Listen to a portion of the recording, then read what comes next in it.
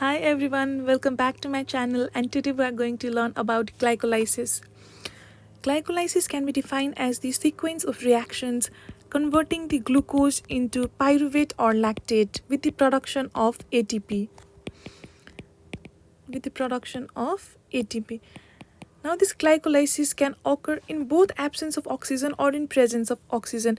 If this is anaerobic reaction, then the end product will be lactate. Otherwise, this pyruvate can form acetyl-CoA and move towards TCA cycle. The enzymes that are present in this pathway are present in cytosol of the cell. Now this glycolysis is very important because it is the major pathway for ATP synthesis in tissues lacking mitochondria like erythrocytes, cornea, lens, and it is very essential for brain also because brain is dependent on glucose for energy. Likewise, glycolysis is a central metabolic pathway. The reversal of glycolysis is known as gluconeogenesis. Now the reactions of glycolysis we will learn step by step. The reaction of glycolysis can be divided into three phases. The first one is energy investment phase, or we can also call this phase as the priming stage. The second stage is splitting phase, and third one is energy generation phase. As the name suggests, the first phase, energy investment phase, the ATPs are utilized in this phase. Likewise, in energy regeneration phase, the ATP will be generated in this phase. Now, let's learn glycolysis. First of all, glucose, which is a 6-carbon structure, is converted into glucose 6-phosphate. As this is in the energy investment phase, ATP will be utilized here, forming ADP, and the enzymes involved here are hexokinase or glucokinase. This glucose is a 6-carbon structure. Likewise, glucose 6-phosphate is also 6-carbon structure, and we can know this ATP is converted into ADP. So one phosphate group is added to this glucose and named as glucose 6-phosphate. Why this is named as glucose 6-phosphate? Because it is a 6-carbon structure. 6, and phosphate group is attached with the 6-carbon structure. So it is known as glucose 6-phosphate. Now we should know the difference between hexokinase and glucokinase.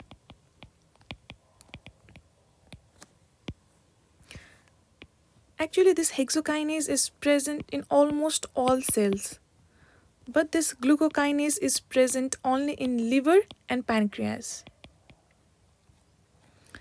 Hexokinase will act upon the hexose sugar, including the glucose.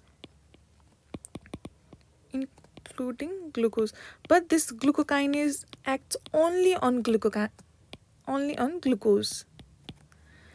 Hexokinase have low Km and low Vmax. That's why it have higher affinity towards glucose. Likewise, glucokinase have high Km and high Vmax, so it have less affinity towards the glucose. This hexokinase can be inhibited by glucose 6-phosphate. Here, if there will be more production of this glucose 6-phosphate, then it will inhibit the hexokinase.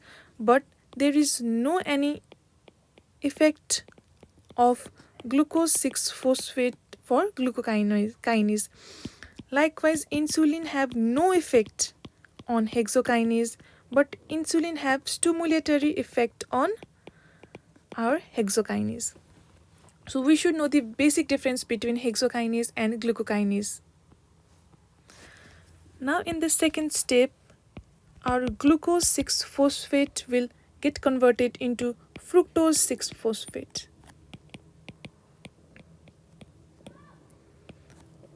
And the enzyme involved here is phosphohexone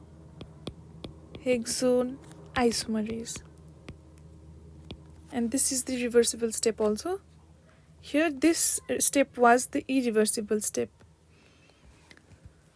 Now this is when the fructose 6-phosphate is converted from the glucose 6-phosphate. Now again this fructose 6-phosphate will get converted into fructose 1,6-bisphosphate. And up to this phase is the energy investment stage. So again another molecule of ATP will be utilized in this phase, forming ADP. And the enzyme involved here is phosphofructokinase. Magnesium is also acts as the cofactor. Now here the term bisphosphonate, it can be called as biphosphonate also, but why this special name is given as bisphosphate is if this phosphate group was attached to one another, then it can be called as biphosphate. But what happens here is this fructose 6,1,6-phosphate is also the 6-carbon structure. In this 6-carbon structure, phosphate group is attached with one carbon structure here and with 6th carbon structure here. So if there is in between carbon groups and this phosphate group are not together, then we will call it as a bisphosphate. So it is the glucose 1,6-bisphosphate. Now comes the splitting phase, where this 6-carbon structure will get splitted into 3-carbon and 3-carbon structure. And same enzymes act on both this. This is the aldolase will act on this fructose 1,6-bisphosphate. It will form dihydroxy acetone phosphate. And here it will form glyceraldehyde 3-phosphate. So here it is the 3-carbon structure. Now this glyceraldehyde 1-phosphate can be converted into 1,3-bisphosphoglycerate. This is also 3-carbon structure, and then as the name suggests here, 1 and 3 means the phosphate group is attached with the number 1 and number 3rd carbon. Here the enzyme involved is glyceraldehyde 3-phosphate dehydrogenase. And one molecule of NAD is converted into NADP plus H-ion. Now 1,3-bisphosphoglycerate will be converted into 3-phosphoglycerate. Now what we can know is there were 2 molecules of phosphate here, but here there is only 1 molecule of phosphate. So 1 phosphate is utilized in formation of ATP. And the enzyme involved here is phosphoglycerate kinase. This is also the 3-carbon structure. Now 1,3-phosphoglycerate will convert into 2-phosphoglycerate.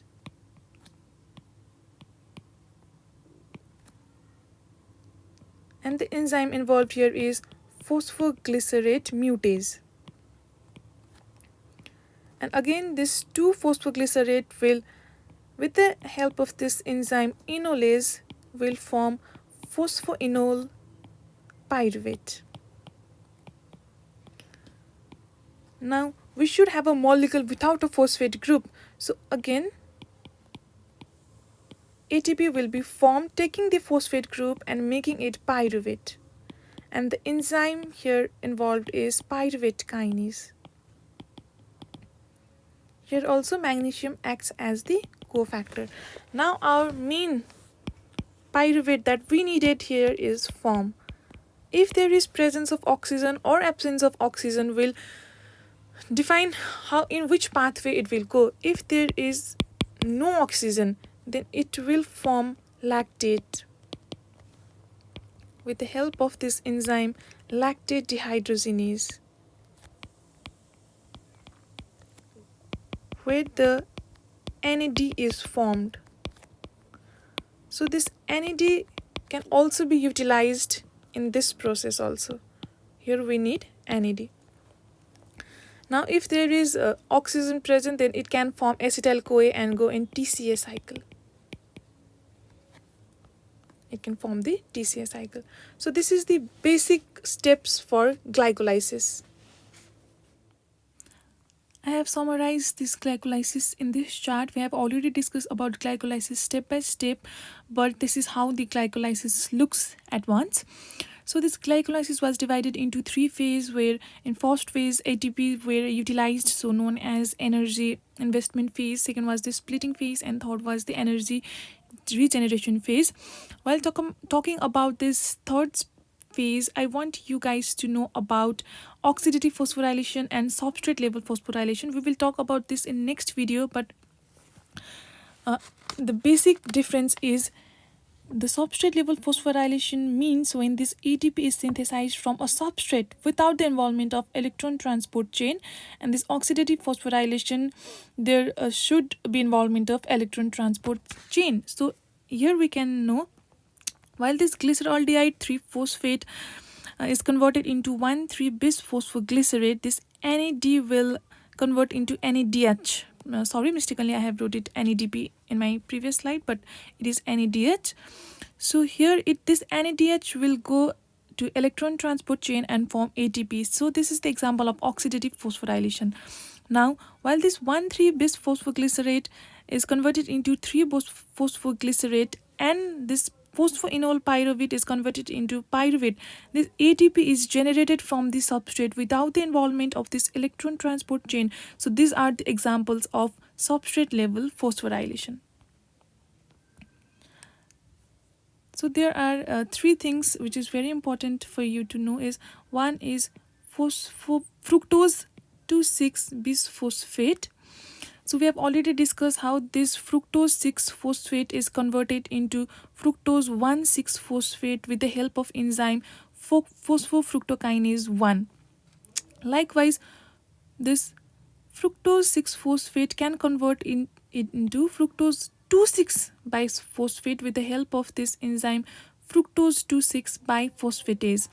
So this is very important regulator factor of glycolysis, because this compound will activate the phosphofructokinase 1 and it will inhibit fructose 1,6-biphosphatase, so it will help in the process of glycolysis.